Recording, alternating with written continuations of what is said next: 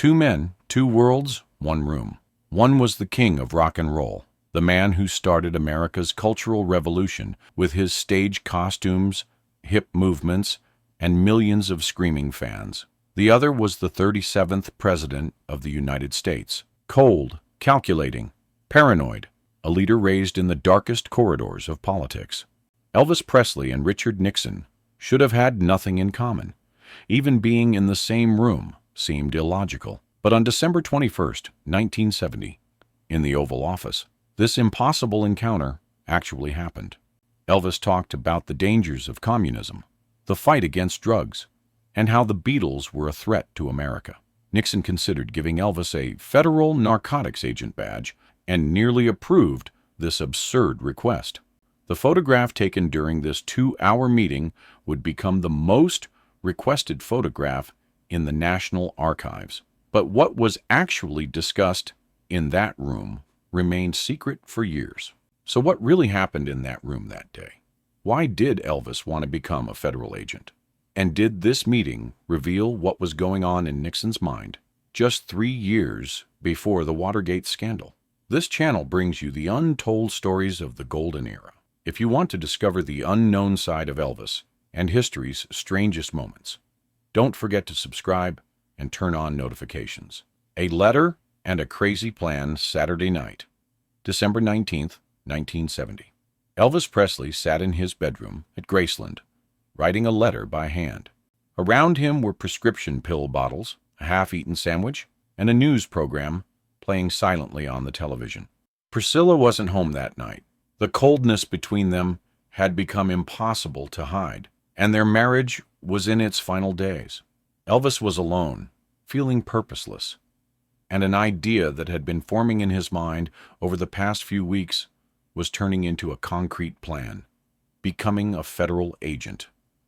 This thought, which seemed absurd at first, had grown so large in Elvis's mind that it had become an obsession. If he had an agent badge, he could carry weapons, work with police, maybe bring real meaning to his life. Stage performances no longer satisfied him. The applause of millions didn't fill the emptiness inside. Elvis wanted something else. Control, purpose, a sense of serving his country. The letter he wrote was 5 pages long, and his handwriting deteriorated as the pages progressed. Sentences remained incomplete. The flow of thought sometimes broke. The letter's heading was simple: to President Nixon. In the letter, Elvis described himself as a sincere American who wants to do something for his country, and talked about the dangers America faced. Hippies, the left-wing movement, drug culture, especially the Beatles. Elvis went on at length about how the Beatles were poisoning American youth, promoting drug use, and spreading anti-American ideas. The strange thing was that Elvis himself was taking dozens of prescription pills daily at that time. But in his mind, these weren't real drugs. These were medical medications prescribed by doctors. He saw himself as an anti-drug warrior, and to accomplish this mission, he wanted a special agent badge from the Federal Bureau of Narcotics and Dangerous Drugs. The last lines of the letter were almost pleading. With this badge, he could serve his country, protect young people from bad influences, prove he was a true American.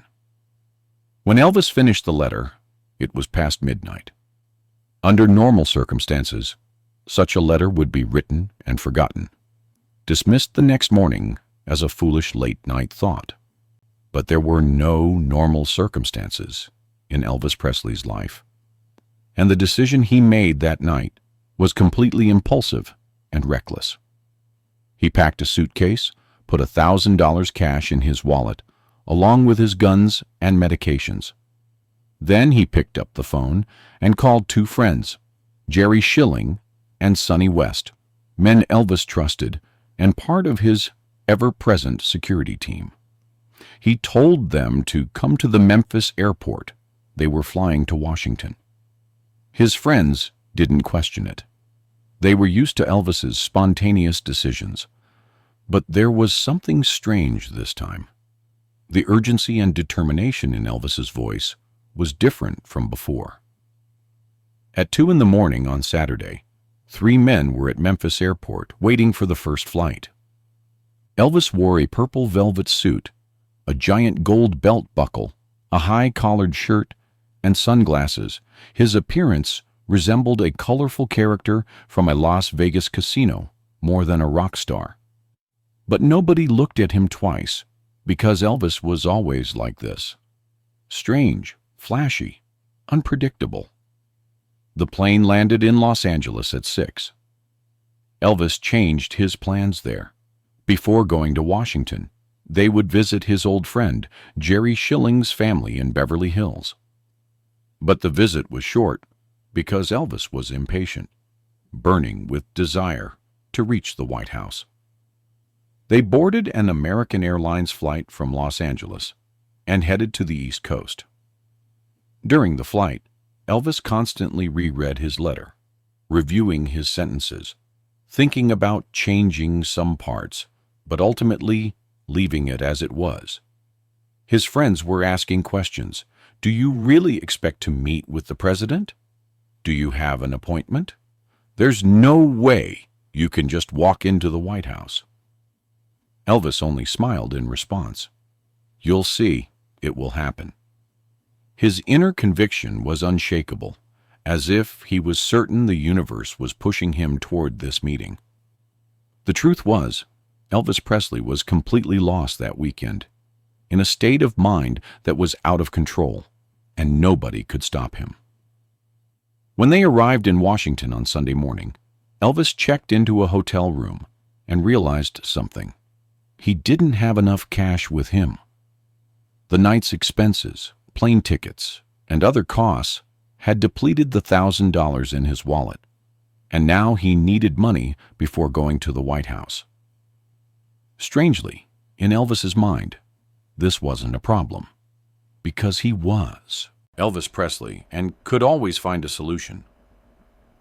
He left the hotel and went to a nearby office building, approached a random security guard, introduced himself, and asked to borrow $500. The security guard was shocked.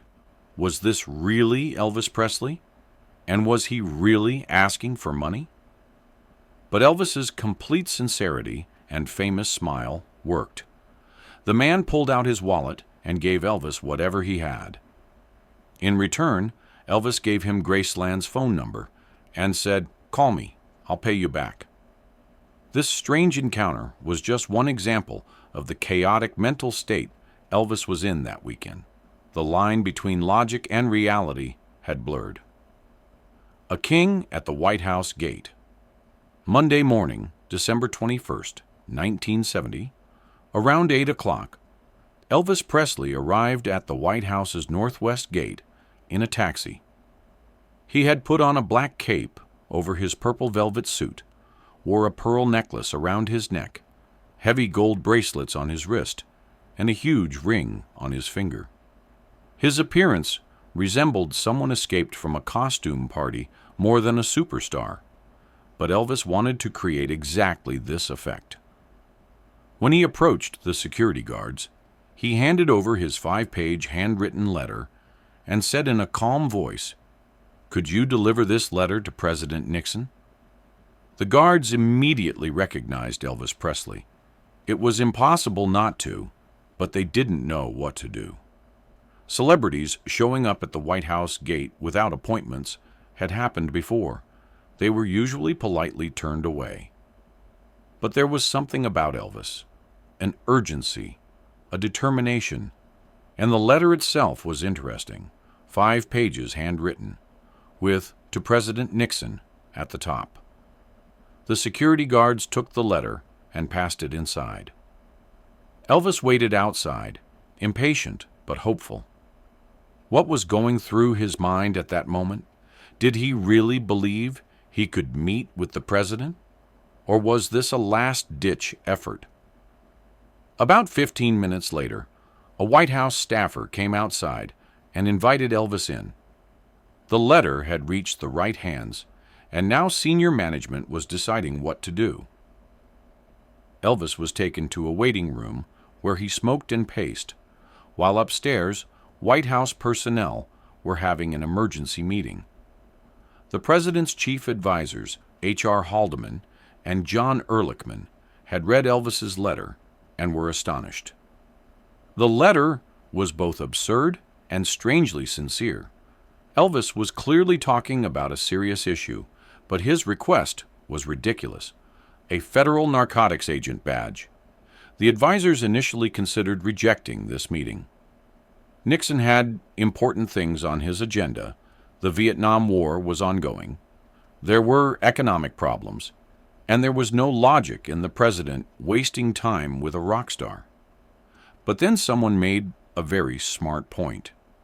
Elvis Presley had incredible influence over America's youth, and Nixon was known to struggle reaching young voters. If they could make Elvis an ally, maybe get a photograph, this could be an incredible PR victory for Nixon's image. What Elvis said in his letter was also interesting. He was anti-Beatles and anti-left-wing movement, so politically he was on the same side as Nixon. After a few minutes of discussion, the decision was made. The president would receive Elvis Presley.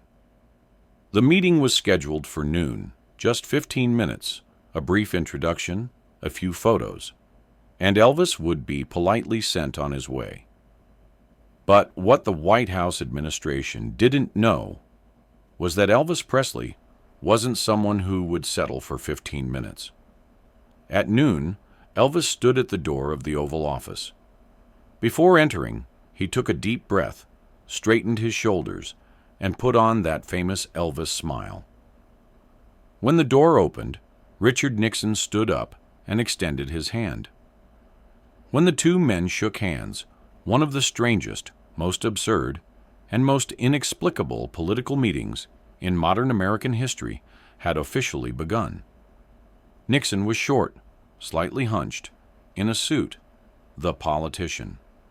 Elvis was tall, stylishly dressed, caped, flashy, the rock star. The two men were complete opposites, but somehow they were standing in that room together and starting to talk. But what was actually discussed in that room that day, how Elvis was allowed to walk out 2 hours later with a federal agent badge in his hand, would remain a secret for years. 2 hours in the Oval Office. The first minutes went as expected, formal and distant. Nixon welcomed Elvis into the Oval Office and offered a few polite sentences. Standard political courtesies like, "Mr. Presley, it's an honor to have you here." Elvis thanked him and immediately got to the point, starting to talk about the topics mentioned in his letter. But Elvis's speaking style was unexpectedly sincere and direct. He didn't use political diplomatic language. He just spoke as it came to him. He talked about how America's youth was being misled, the harm hippies and the left-wing movement were causing the country. Then he came to the Beatles and was particularly fired up about this topic. He said the Beatles' songs promoted drug use, made young people rebellious, and spread anti-American propaganda. Nixon listened with interest because what Elvis was saying aligned with Nixon's own thoughts. Nixon was also uncomfortable with the counterculture movement, protests, and the indiscipline of the younger generation. But as the conversation progressed, Nixon realized Elvis hadn't come just to share his political views. Elvis wanted something and was determined to get it: a federal narcotics agent badge. Elvis explained that if he had this badge, he could carry weapons when traveling abroad, would be subject to less questioning at airports, and most importantly, would be seen as an authority figure when talking to young people. As a federal agent, he could tell young people about the harms of drugs, guide them on the right path. When Nixon heard this request, he received it with skepticism. This seemed like an absurd request, and it was also dangerous. What kind of problems could giving Elvis Presley a federal agent badge create? But Elvis insisted, pleaded sincerely, and did one more thing. He offered Nixon gifts. Elvis placed the gifts he had brought with him to the White House on Nixon's desk. A pistol collection from World War II, some rare coins, and strangest of all, personal photographs of Elvis. Nixon looked at the gifts and for a moment didn't know what to do. A president shouldn't accept gifts from celebrities. There were ethical rules. But something softened in the face of Elvis's sincerity. Elvis wasn't just acting like a rock star.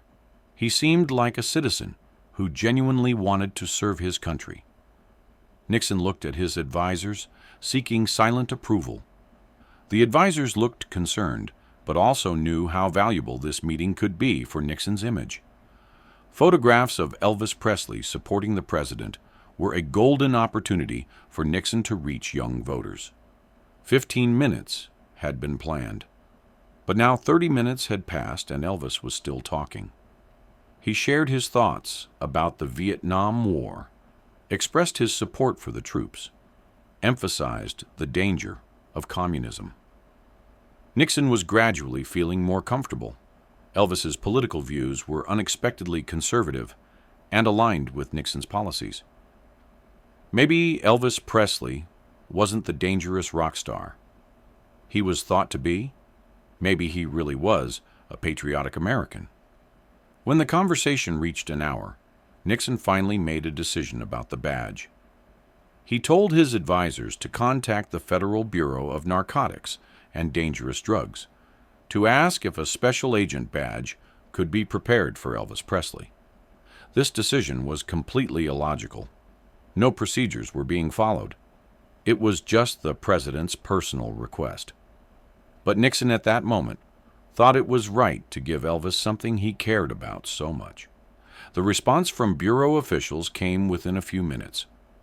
Technically, Elvis could be given an honorary badge, an identification card and badge that looked official but had no real agent authority. Nixon found this sufficient and gave Elvis the good news.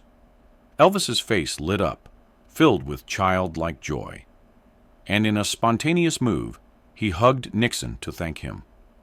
This moment was perhaps the most surreal moment in Oval Office history. The king of rock and roll had embraced the President of the United States. Two men standing in a strange hug. Photographers missed that moment because only a few official photographs were allowed during the meeting. But that hug was etched in the memory of everyone in that room. At the end of 2 hours, Elvis Presley left the Oval Office proudly with his federal agent badge in hand. Nixon saw him off at the door. They shook hands and expressed their respects to each other. The advisors and staff waiting outside were still trying to understand what had happened. The truth behind the badge. When Elvis left the White House, he was looking at the badge in his hand and smiling. Special agent, identification, and badge from the Federal Bureau of Narcotics and Dangerous Drugs. It was an honorary title, didn't give real police authority, couldn't make arrests, couldn't conduct investigations, was just nominally part of the federal agency. But for Elvis, this was enough, because that badge gave him what he wanted: legitimacy, a sense of authority, meaning to his life. From that day on, Elvis carried the badge everywhere, kept it in his wallet, and proudly showed it to people. He would tell friends and acquaintances that he was a federal agent, sometimes stopping police cars and introducing himself by showing his badge. Real police officers knew Elvis's badge was only honorary, but often showed him respect and took him seriously because he was Elvis Presley. And who could say no to Elvis Presley? But this badge was also a symbol of the mental state Elvis was in during that period. Fear of losing control, feelings of purposelessness, and detachment from reality. Elvis was struggling with prescription drug addiction, taking dozens of pills daily, and couldn't realize the damage these were causing in his mind. The idea of becoming a federal agent was Elvis's attempt to normalize his own drug use and see himself as an anti-drug warrior. In his mind, prescription drugs weren't real drugs. These were medical medications, and he was a hero fighting drugs. This deep denial and disconnection would gradually worsen in Elvis's final years and ultimately lead to his death in 1977. But in December 1970, Elvis was just happy he had gotten the badge, met with the president, and felt his life had meaning. Nixon, on the other hand, had mixed feelings after the meeting. On one hand, the photographs with Elvis were great PR material, and Nixon's team was quick to use these photographs. The next day, newspapers ran stories about President Nixon meeting with Elvis Presley in the Oval Office, and reactions were generally positive. The younger generation saw Nixon's acceptance of Elvis as an opening. The conservative sector praised Elvis's patriotic words.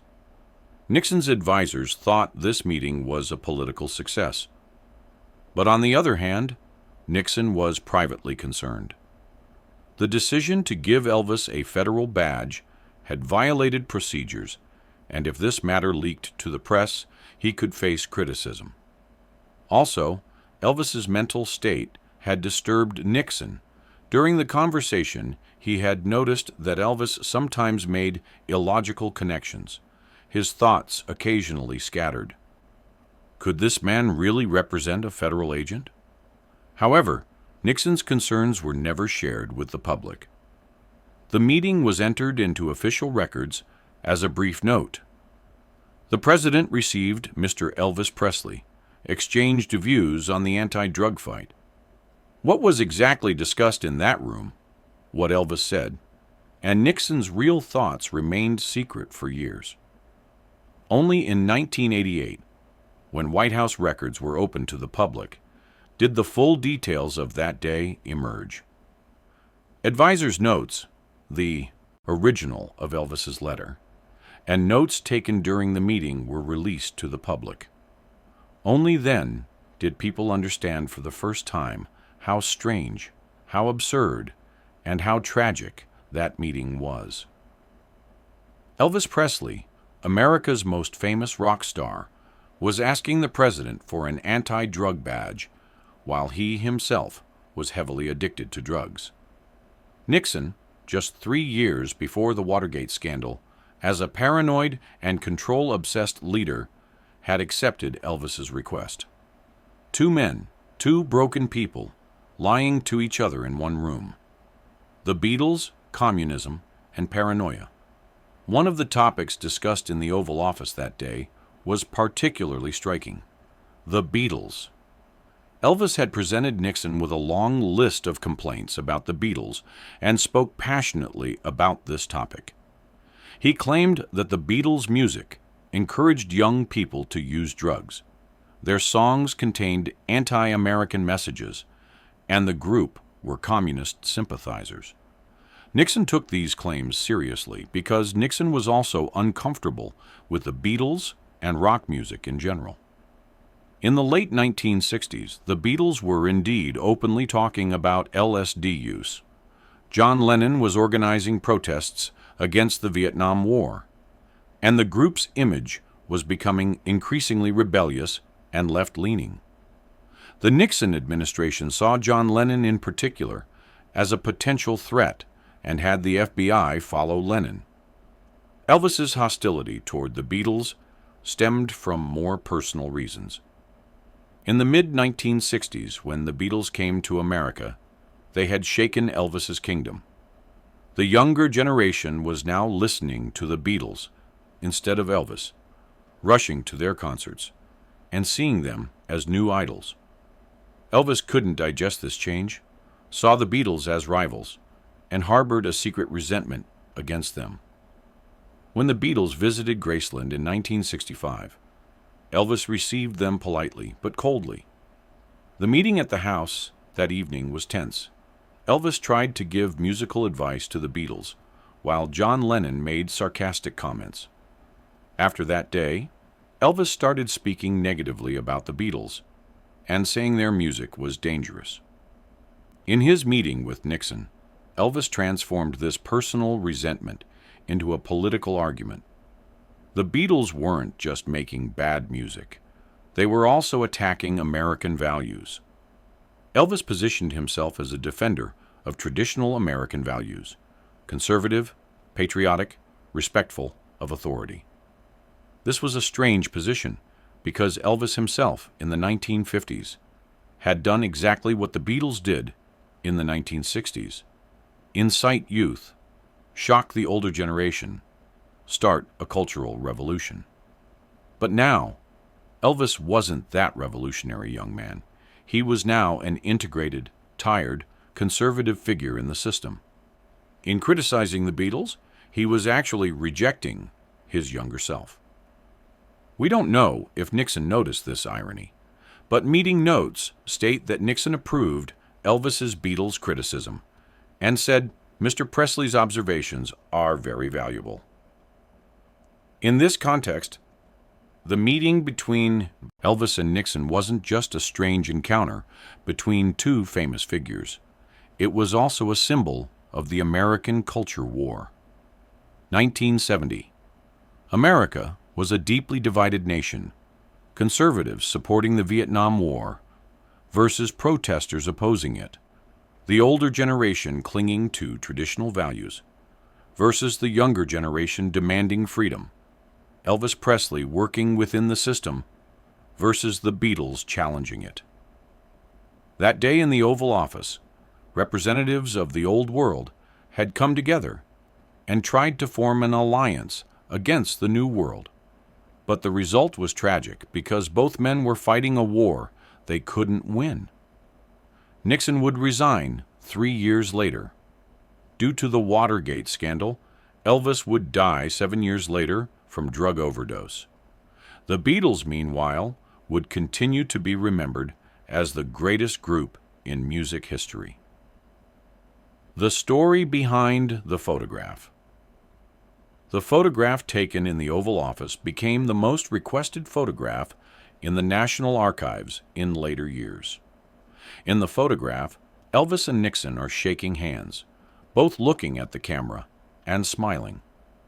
Elvis's purple velvet jacket, gold belt buckle, and sunglasses are clearly visible. Nixon, in his standard dark suit, sits with a formal and distant posture. The body language of the two men creates a striking contrast. Elvis relaxed, flashy, almost theatrical. Nixon tense, controlled, distant. This photograph perfectly captures the spirit of the 1970s, the collision of two opposite worlds, the coexistence of old and new American culture. During the photo shoot, White House photographer Ollie Atkins was in the room and took several official photographs. Atkins later said, when recalling that moment, that Elvis appeared more comfortable and controlled than Nixon. Elvis was used to cameras, had been photographed for decades, and knew how to pose. Nixon, on the other hand, was always uneasy with photographs and would strike strange poses. That day, too, Nixon's discomfort was evident in the photographs, a forced smile, a tense handshake. Elvis, however, was natural and confident, acting as if the White House were his own home. In one photo, Elvis is looking at items on Nixon's desk. In another, he's commenting on a painting on the office wall. Nixon appears uncomfortable with this closeness, but also seems impressed. Reactions after the photographs were published were mixed. Some saw this meeting as a great political move, interpreted it as Nixon's opening to the younger generation. Elvis fans were proud. The King's acceptance by the president proved Elvis's importance. But there were also critics. The left-wing media saw this meeting as a cheap PR stunt by Nixon. said Elvis was a sellout cooperating with the system. Especially young activists and the counterculture movement criticized Elvis, claimed that the once revolutionary rock star was now part of the establishment. Elvis was very angry at these criticisms, made press statements to defend himself. But his statements only made the situation worse. Whatever Elvis said was misunderstood. He was stuck between his old identity and his new identity. Years later, when Elvis's close friends talked about that meeting, they all said the same thing.